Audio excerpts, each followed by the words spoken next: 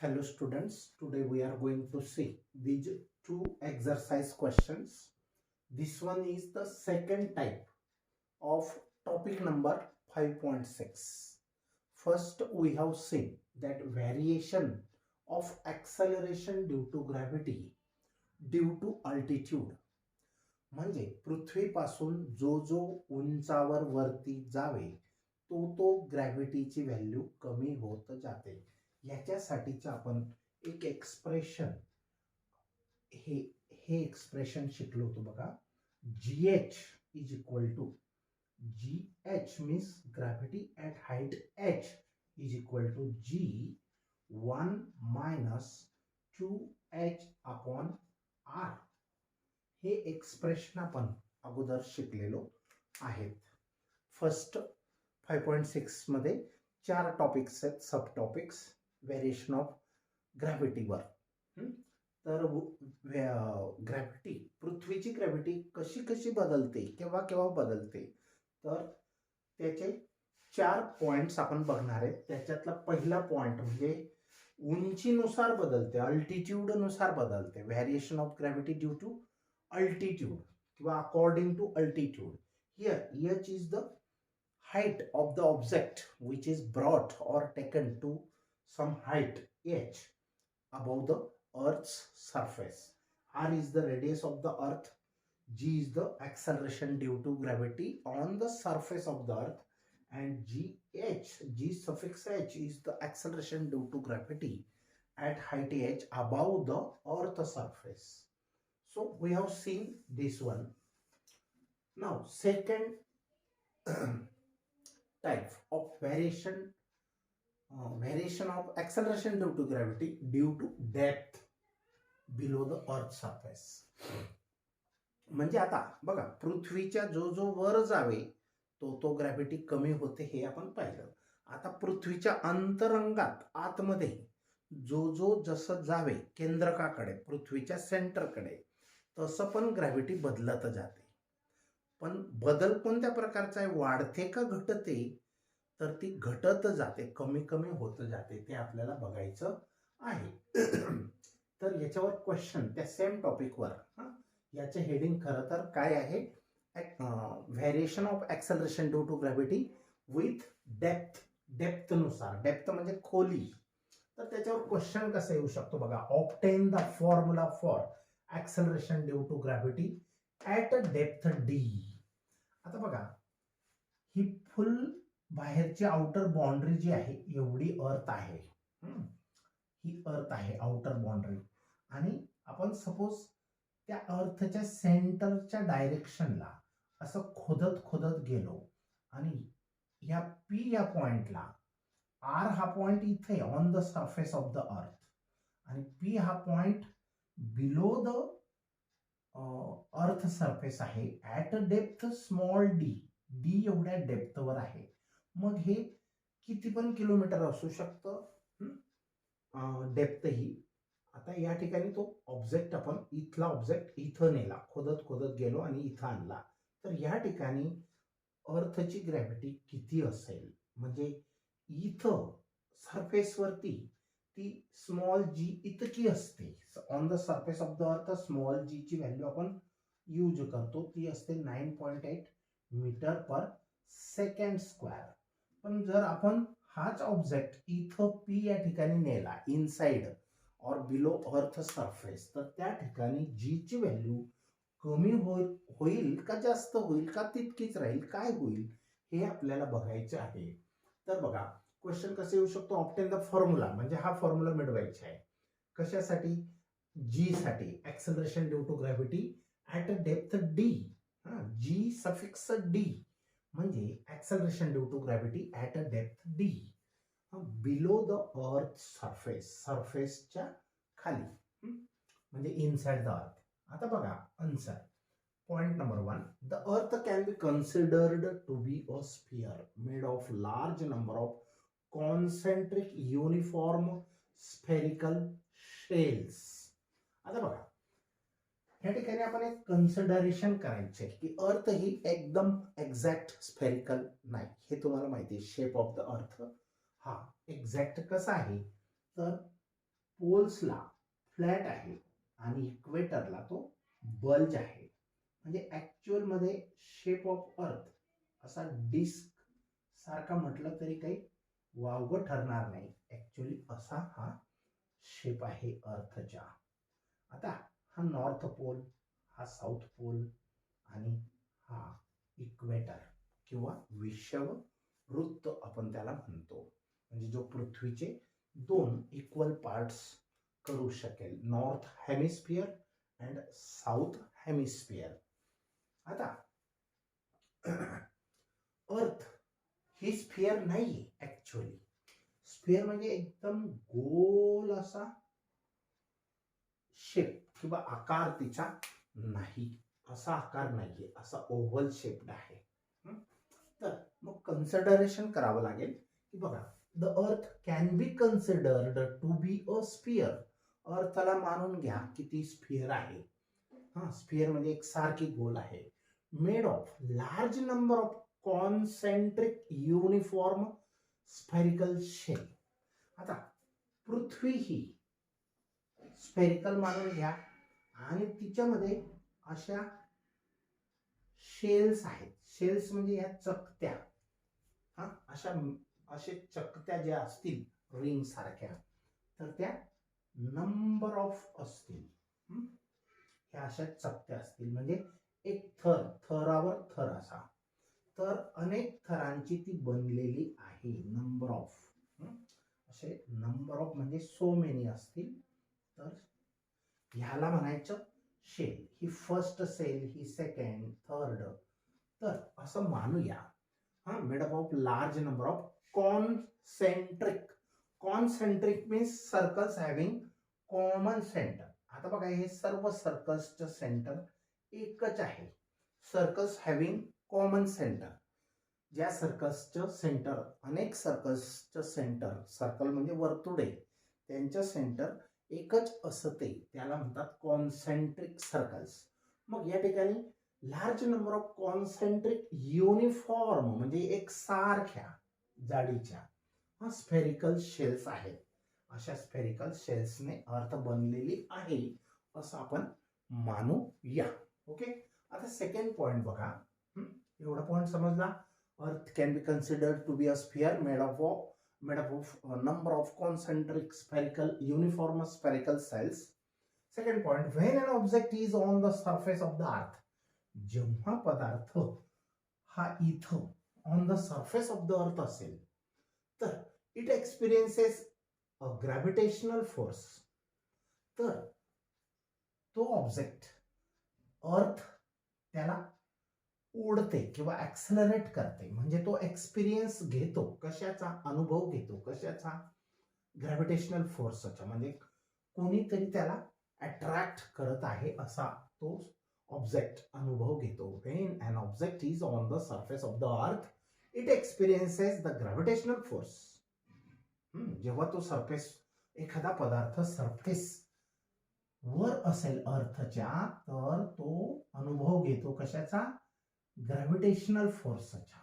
As if, जणू काही, as if जणू काही, the entire mass of the earth is concentrated at its centre.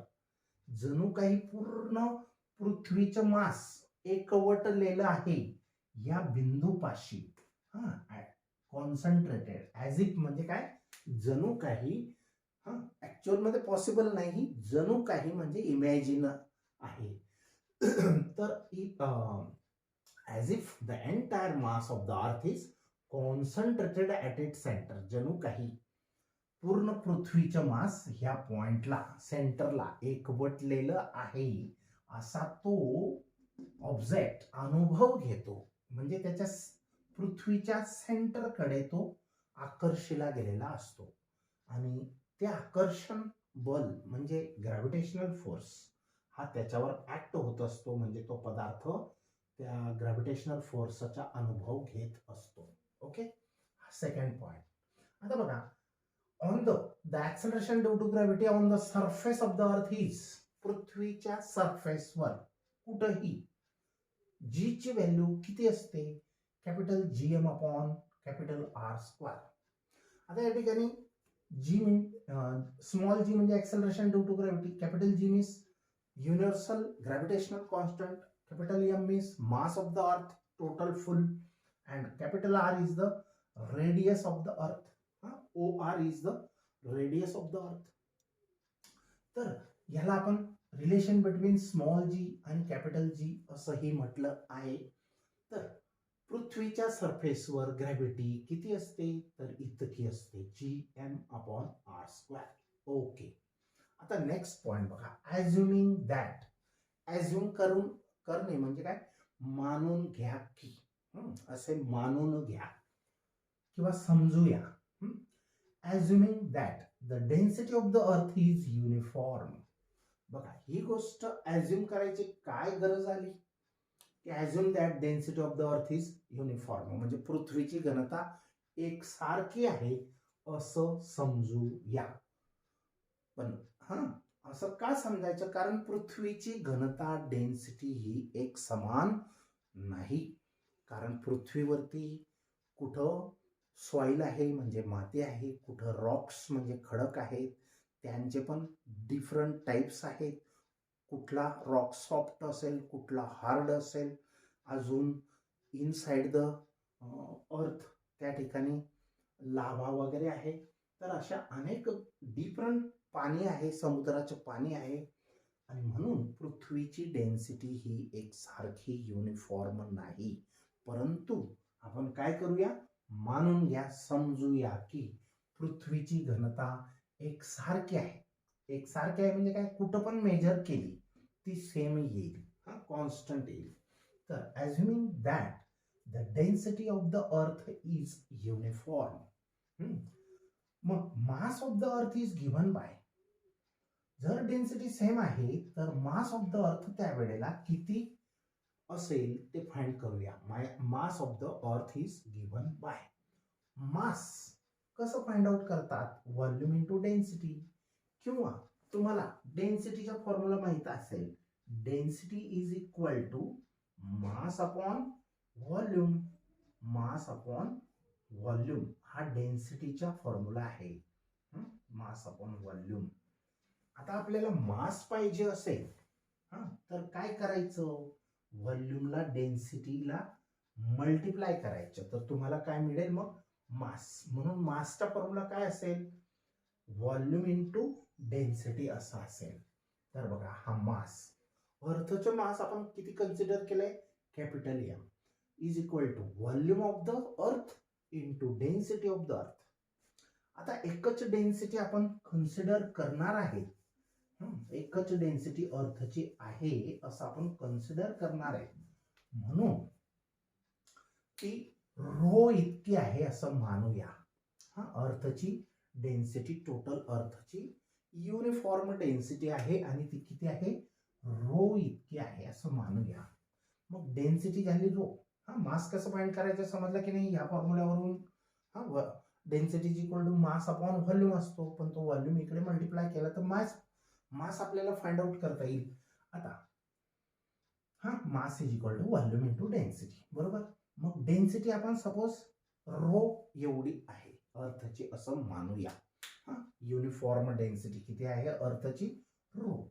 आता व्हॉल्यूम ऑफ अर्थ कसं काढतात, गोलाचे घनफळ, बरीव गोलाचे घनफळ म्हणजे व्हॉल्यूम कसं काढतात, 4/3 पाय आर क्यूब सूत्र आहे, 4/3 पाय आर घन. आर काय आहे, रेडियस ऑफ अर्थ आहे, रो काय आहे, डेन्सिटी ऑफ अर्थ आहे.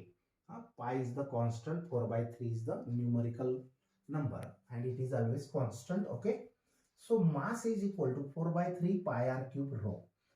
कोणाचे मास, अर्थचे मास आपण फाइंड आउट केलं. बर, आता ही मासची व्हॅल्यू, हा जो m आहे ह्या ठिकाणी ही व्हॅल्यू इथं पुटअप करूया. म्हणून हे इक्वेशन, जी चे इक्वेशन कसं चेंज होईल बघा, g इज इक्वल टू, हा कॅपिटल G जसाच्या तसा अपॉन r² जसाच्या तसा, m ची value 4/3 pi R cube into rho ही पुटअप केली in this equation above. In the above equation put the value of mass of earth that is 4/3 pi R cube rho. After putting some facts are going to cancel. आता बघा radius इथं cube आहे, इथं square आहे. तर याच्यातले 2 पूर्ण गेले, याच्यातले 3 पैकी 2 गेले, मग एक आर शिल्लक राहिला. बरोबर. रो पण जसाच्या तसा आहे, 4/3 पाय पण जसाच्या तसा आहे, आणि जी पण जसाच्या तसा आहे. फक्त एक आर स्क्वेअर आर क्यूब मधून कट झाला, कॅन्सल झाला. तर शिल्लक काय राहिलं मग फक्त आर. मग आता बघा 4/3 पाय अगोदर लिहितात, कारण न्यूमरिकल नंबर ते एक्सप्रेशनच्या अगोदर लिहिण्याची पद्धतच असते. मग 4/3 पाय आर हा रो, 4/3 पाय आर रो, आणि हा जी शेवटी लिहिला. इकडे तिकडे पुढे लिहिला मागे लिहिला चालतो, फक्त इथं न्यूमरिकल नंबर हे पुढे लिहावेत. यांच्यामध्ये इंटरचेंज केलं प्लेस, नो टेन्शन. तुमच्या डोक्यात जसं त्याची ही राहील, म्हणजे लक्षात ठेवण्यासारखी जी सिरियल राहील. आता मी कसं पाय आर क्यूब रो असं लक्षात ठेवतो, तसं पण 4/3 pi R rho G. Let it be equation number 1. G is equal to हे आपण फाइंड केलं. आता हे on the surface of the अर्थचं ग्रॅव्हिटी आहे. ही ग्रॅव्हिटी इतकी on the surface of the earth आहे. आता पुढचं काम काय करायचं, सपोज आपल्याला जी ची व्हॅल्यू डी एवढ्या खोलीवर डेप्थवर हवी असेल, तर काय करायचं, हा पदार्थ इथं घेऊन जायचा. आता इथून इथं घेऊन जायचं म्हणजे खोदत जावं लागेल काहीतरी डेप्थ. मग ही 1 kilometre 2 kilometre 4 kilometre 20 kilometre 100 kilometre पण असू शकेल. It is not possible, just imagine. मग जर इथे तुम्ही गेले डी, स्मॉल डी एवढ्या डेप्थवर, आता स्मॉल डी हा किती पण अंतर असू शकतो. जसा एच आपण पाहिला होता ह्या एक्सप्रेशन मध्ये, अल्टिट्यूड मध्ये, एच हा वरती किती पण किलोमीटर असू शकतो, पण आर पेक्षा तो कसा असतो, लहान असेल तर हा फॉर्म्युला यूज करू शकतो आपण. म्हणजे as compare to radius of earth, the height above the earth surface should be less, म्हणजे H should be less than R. R म्हणजे रेडियस ऑफ अर्थ पेक्षा ज्या उंचीवर तुम्ही ग्रॅव्हिटी मोजायला निघाले ते अंतर पृथ्वीच्या सरफेस पासून हे अंतर या रेडियस पेक्षा कमी असावे, तेव्हा हा फॉर्म्युला तेव्हाच लागू पडेल. ओके. आता पुढची स्टेप बघूया आपण काय करायचं. Consider body at point P. हीच बॉडी आता कुठं कन्सिडर करायची, इथं आहे असं मानूया. बरोबर. ऍट डेप्थ डी, किती खोलीवर आहे ती, सरफेस पासून, पृष्ठभागापासून स्मॉल डी एवढ्या डेप्थवर आहे. Below the surface of the earth, अर्थच्या खाली आहे.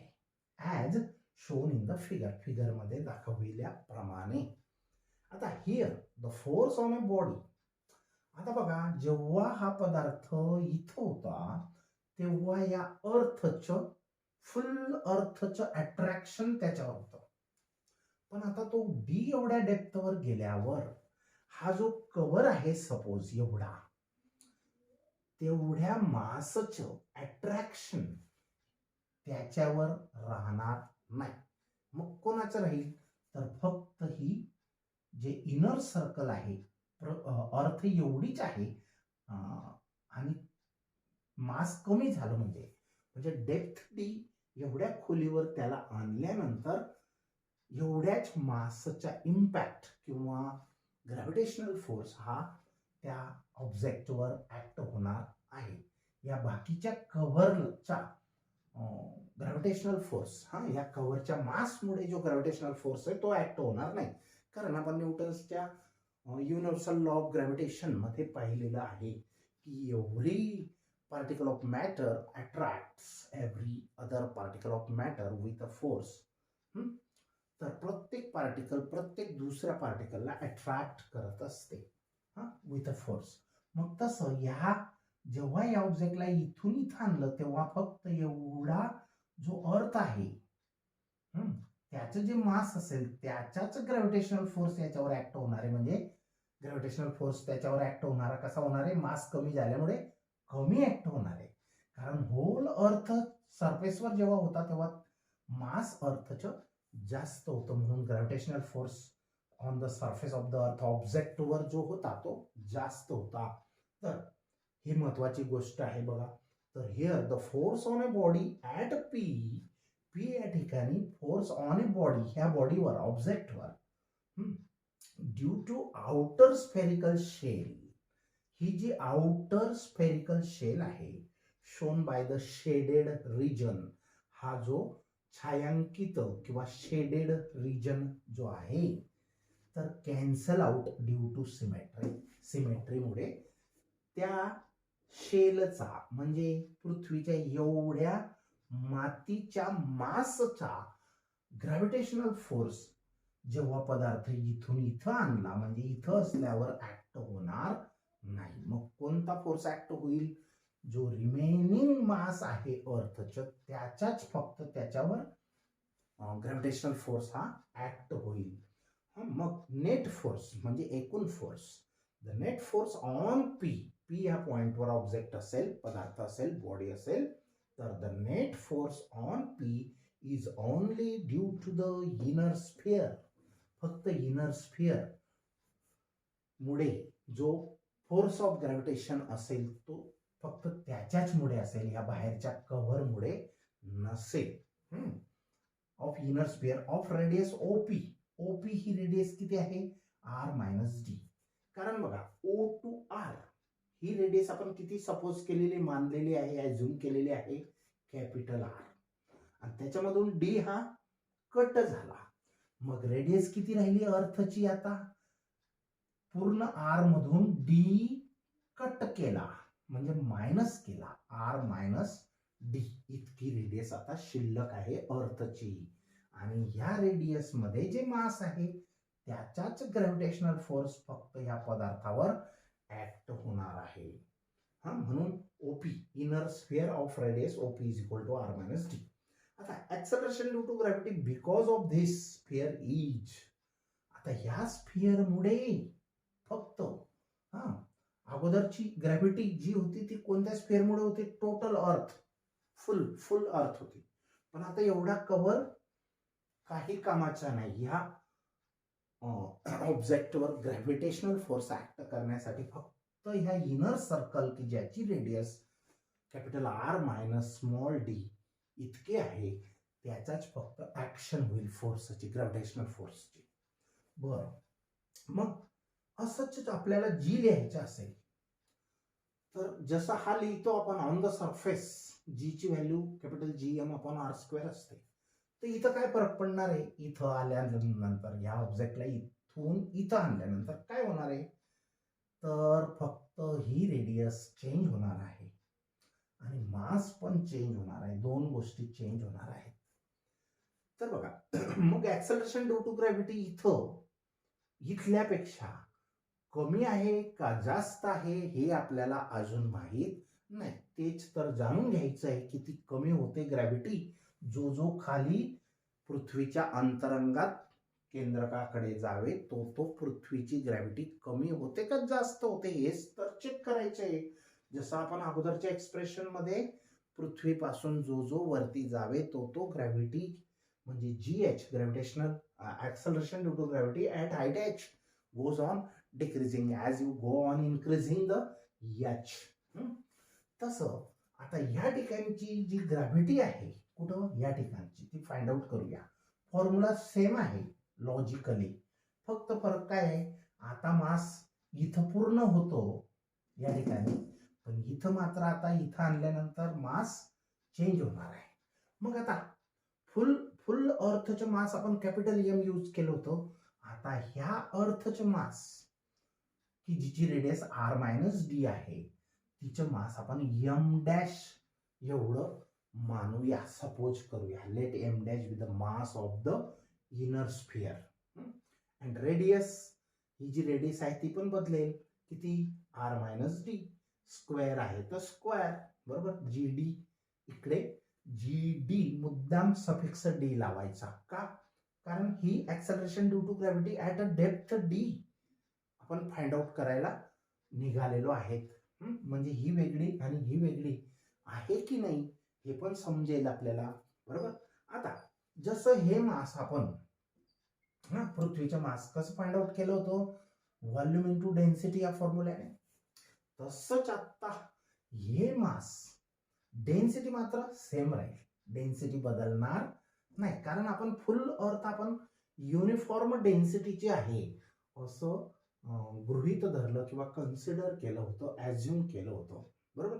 युनिफॉर्म डेन्सिटी मग म्हणजे प्रत्येक ठिकाणी पृथ्वीची डेन्सिटी बाहेर म्हणजे सरफेसवर किंवा इनसाइड कुठेही असेल ती सेम आहे असं मानलेलं आहे आपण. म्हणून मास एम डॅश या गोलाचं इंटरनल त्याचं मास एम डॅश आहे. ते कसं फाइंड आउट करणार आपण, व्हॉल्यूम इंटू डेन्सिटी.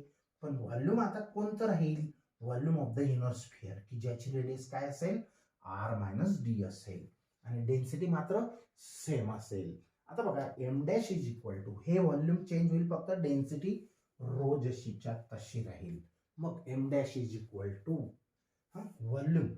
व्हॉल्यूम कसं, व्हॉल्यूमचा फॉर्म्युला काय आहे 4/3 पाय आर क्यूब. मग इथं 4/3 पाय आर क्यूब, आर म्हणजे रेडियस, पण याची रेडियस किती आहे, इथल्यापेक्षा ही वेगळी आहे म्हणजे आर मायनस डी आहे, फक्त एवढाच चेंज आहे, बाकी काही नाही. मास आणि रेडियस, तर आर मायनस डी क्यूब. समजलं, हे आणि हे सेमच आहे, फक्त इथं मास चेंज झालं आणि व्हॉल्यूम पण चेंज होईल, डेन्सिटी मात्र तीच राहील आणि ही रेडियस चेंज झाली, ती चेंज केली आपण R minus D cube into rho. समजलं. मग हे हा formula 4/3 pi into radius square. आता रेडियस ह्याचा विचार चालू आहे, तर रेडियस आर मायनस डी आहे, त्याच्या क्यूब करूया आणि मास एम डॅश हे वेगळं आहे असं मानूया. आता जी डी आपण लिहिला बघा, हा फॉर्म्युला कुठून लिहिला, ह्याच्याच लॉजिक वरून लिहिला. मग इथं एम डॅश आणि एम डॅशची व्हॅल्यू पुटअप करूया.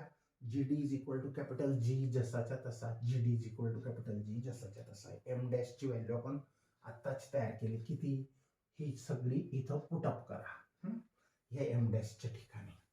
4/3 pi into bracket R minus D cube.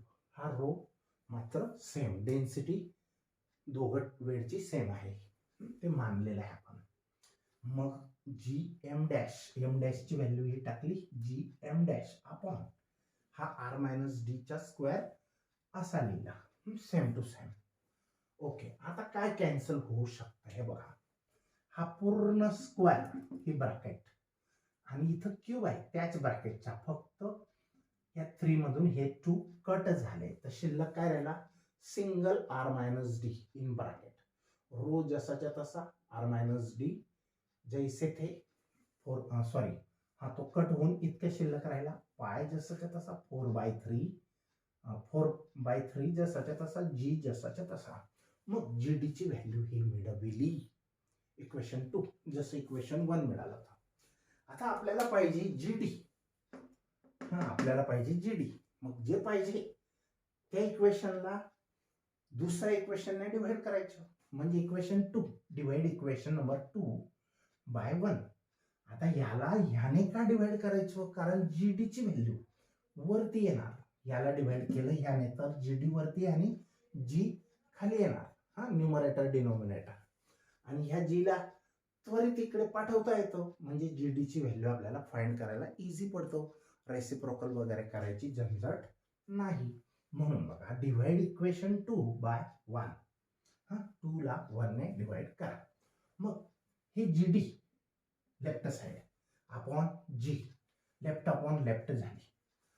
आता हे जसंच्या तसं G into 4/3 pi into bracket R minus D rho जसंच्या तसा अपॉन हा 4/3 पाय आर रो जी, 4/3 पाय आर रो जी, जी ची व्हॅल्यू.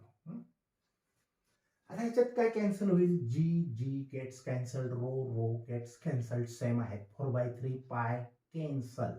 ओके, राहिलं काय, वरती आर मायनस डी आणि खाली आर, बरोबर. मग ह्याच्याच इक्वल टू शिल्लक काय राहिलं r minus d upon r. आता याला थोडं सिम्प्लिफाय असं केलं, हा सेपरेट द डिनोमिनेटर म्हणजे r upon r minus d upon r, या डिनोमिनेटरला आपण सेपरेट केलं, या दोघांचे डिनोमिनेटर्स बनवून टाकले. आता आर मायनस आर काय असतो 1 minus d upon r as it is this bracket. आता याच्या इक्वल टू हे, हा जी ला काय करा इकडे मल्टिप्लाय करा या ब्रॅकेटला, म्हणजे आपल्याला जीडी मिळून जाईल. G d is equal to so g into bracket 1 minus d upon r capital. This is the acceleration due to gravity at depth D below the earth surface. हे एक्सप्रेशन आहे, बरोबर. आता समजलं, व्हेरी सिंपल. आता पुढची step, पुढचा question आहे, exercise question आहे. आपण शो दॅट, किंवा अगोदर काय म्हटलं बघा, state the formula for acceleration due to gravity at depth D.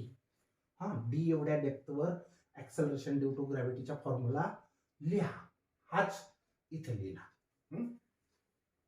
D एवढ्या डेप्थवर ग्रॅव्हिटी किती असते, G D is equal to G, ही पृथ्वीवरच्या ग्रॅव्हिटीच्या मानाने 1 minus D by R multiply केल्यावर ती याच्या इक्वल येईल.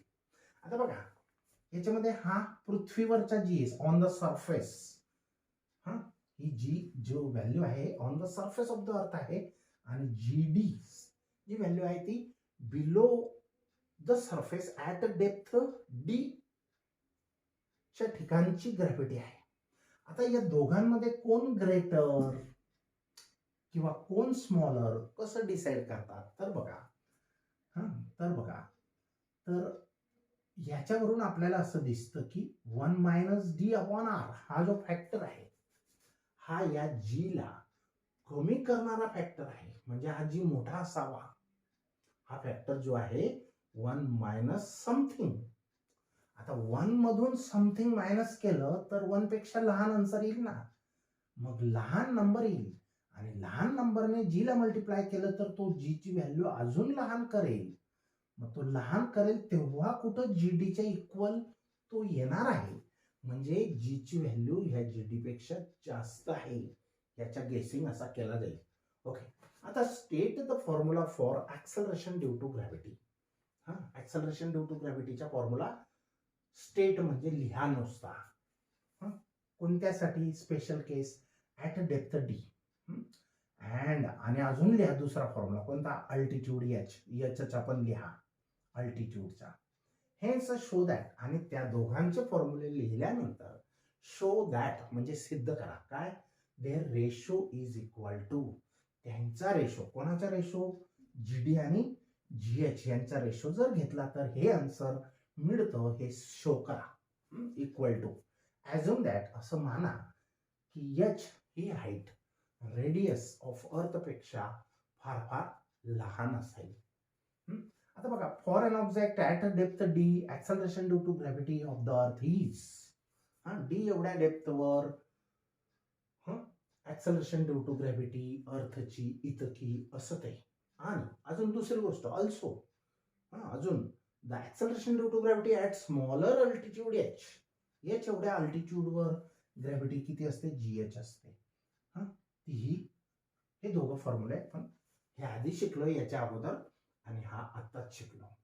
आता या दोघांना काय करा, नुसतं डिवाइड करा, डिवाइड 1/2. आता इथं 1/2 का, कारण त्यांनी आर बाय डी म्हणजे हे रेसिप्रोकल होणार आहे ऍक्च्युअली, म्हणून तो आपण g d upon g h घेतला तरच आन्सर लवकर मिळेल. तर बघा, g d upon g h is equal to, ही व्हॅल्यू जी डी ची व्हॅल्यू ही लिहिली, जी एच ची व्हॅल्यू ही लिहिली, होईल काय कॅन्सल, जी फक्त कॅन्सल होईल.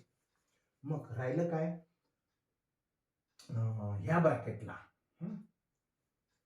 ह्या ब्रॅकेटला थोडं सिम्प्लिफाय केलं, आर एक r minus d, r one जा आर मायनस डी म्हणजे आर मायनस डी, आणि अपॉन कॉमन डिनॉमिनेटर आर, याला सिम्प्लिफाय केलं असं. आणि हे अपॉन आहे ना, याला उलट करून मल्टिप्लाय केलं म्हणजे रेसिप्रोकल केलं, बरोबर. याला पण सिम्प्लिफाय करा, आर वन जा R minus 2h upon R, R म्हणजे R minus 2h upon R, पण याला रेसिप्रोकल करायचे. R minus 2h upon R आहे ना, तो वरती गेला रेसिप्रोकल मुळे आणि आर आर कॅन्सल झाला. शिल्लक काय राहिलं, r minus d upon r minus 2h. Left side this equal to this. This is the required expression. हेच आपल्याला पाहिजे होतं. Okay, so will stop here.